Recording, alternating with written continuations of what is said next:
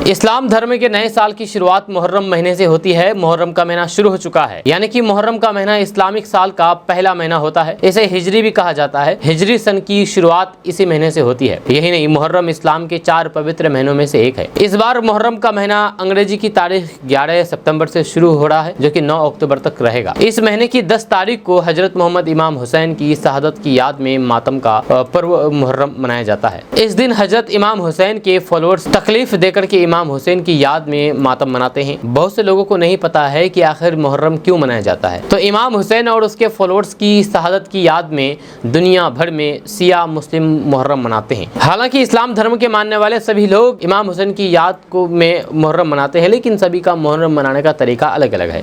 वहीं पर शियाओं का मुहर्रम मनाने का तरीका बिल्कुल अलग है। आपको बता दूं कि इमाम हुसैन पैगंबर मोहम्मद के नाती थे, जो करबला की जंग में शहीद हो गए थे। अब मुहर्रम क्यों मनाया जाता है, इसके लिए हमें तारीख के उस हिस्से में जाना होगा जब इस्लाम के खिलाफत यानी कि खलीफा का राज था। ये खलीफा पूरी दुनिया के मुसलमानों का प्रमुख नेता होता था।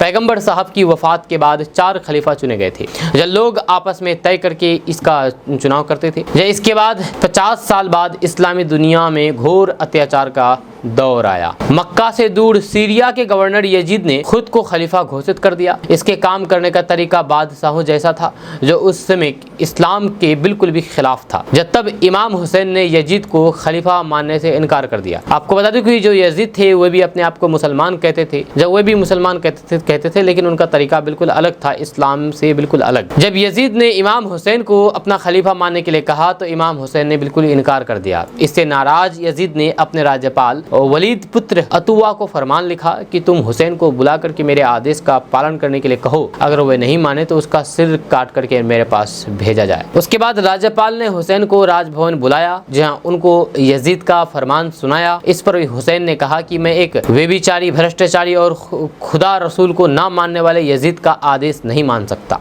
इसके बाद इमाम हुसैन मक्का शरीफ पहुंच गए ताकि हज पूरा कर सके। वहां पर यजीद ने अपने सैनिकों को यात्री बना करके हुसैन का कत्ल करने के लिए भेजा। इस बात का पता हुसैन को चल गया, लेकिन मक्का ऐसा पवित्र स्थान है जहां पर किसी की भी हत्या हराम है। इसलिए उन्होंने खून खराबे से बचने के लिए हुसैन ने हज के बजाय उसकी छोटी प्रथा यानी कि उम्रा करके परिवार सहित इराक चले गए। मुहर्रम महीने की 2 तारीख यानी कि 61 हिजरी को हुसैन अपने परिवार के साथ करबला में थे। 9 तारीख तक यजीद की सेना को सही रास्ते पर लाने के लिए देते रहे, लेकिन वे नहीं माने। इसके बाद हुसैन ने कहा कि तुम मुझे एक रात की मोहलत दो ताकि मैं अल्लाह की इबादत कर सकूं। इस रात को आशुरा की रात कहा जाता है। उसके बाद अगले दिन जंग में हुसैन के 72 फॉलोअर्स मारे गए। तब सिर्फ हुसैन अकेला रह गया, लेकिन तभी अचानक खेमे में एक शोर हुआ। एक शोर सुना गया। उनका 6 महीने का बेटा अली असगर प्यास से बेहाल था। हुसैन ने उसे हाथों में उठा करके मैदान करबला में ले गए। उन्होंने यजीद की फौज से बेटे को पानी पिलाने के लिए कहा, लेकिन फौज नहीं मानी और बेटे ने हुसैन के हाथों में तरप तरप करके दम तोड़ दिया। इसके बाद भूखे प्यासे हजरत इमाम हुसैन का भी कत्ल कर दिया गया। हुसैन ने इस्लाम और मानवता के लिए अपनी जान कुर्बान कर दी थी, जिसके बाद इसे आशूर यानी कि मातम का दिन कहा जाता है।